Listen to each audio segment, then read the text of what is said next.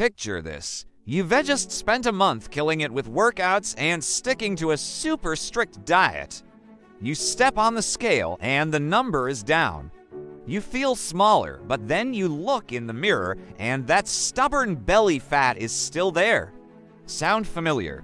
It turns out you might have been burning your hard-earned muscle instead of fat. So many people think fat just melts away or magically turns into energy, but that's completely wrong. If you don't understand the secret exit for fat, all your hard work could be for nothing. Today, we're diving deep into the hidden chemistry of your body and revealing why your lungs, not your sweat glands, are your most powerful fat-burning tool. If you see me for the first time, I am Dr. Mohammed Ali, and this is Medisphere Channel.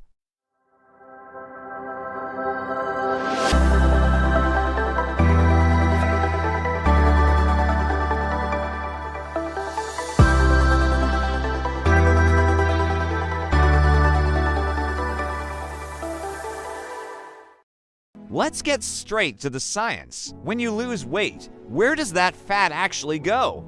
Here's a mind-blowing fact for you. A staggering 84% of the fat you lose leaves your body through your breath. It doesn't get sweated out, and it doesn't get flushed down the toilet. You literally breathe it out. Fat molecules are made up of carbon, hydrogen, and oxygen atoms. When you burn fat for energy, a process called oxidation breaks these molecules down.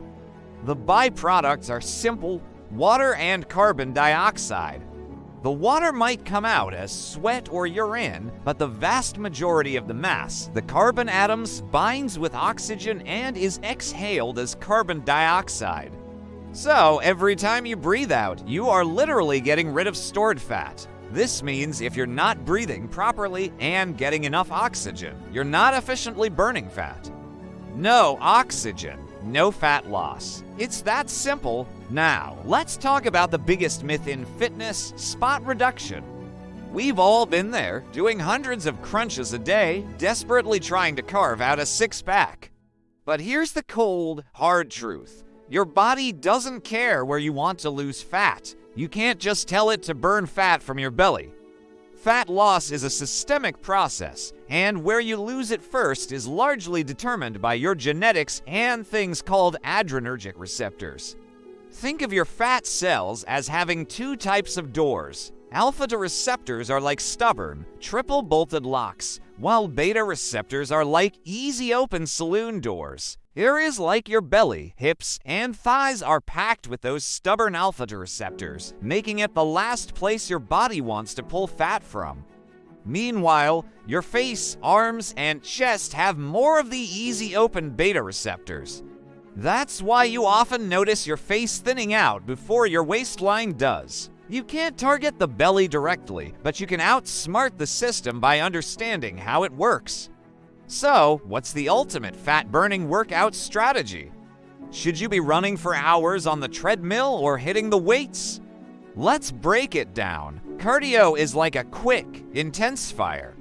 It's fantastic at burning calories and glucose right now, in the moment. But here's the catch. When you're in a calorie deficit, your body looks for things it can sacrifice for energy. And if you're only doing cardio, it sees your muscle as metabolically expensive and might start breaking it down for fuel. This is where lifting weights becomes your insurance policy.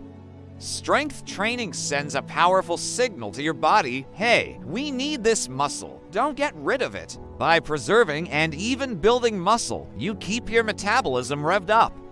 Plus, weightlifting creates an afterburn effect, where your body continues to burn extra calories for hours, even after you've left the gym. The ideal approach isn't one or the other, it's a combination.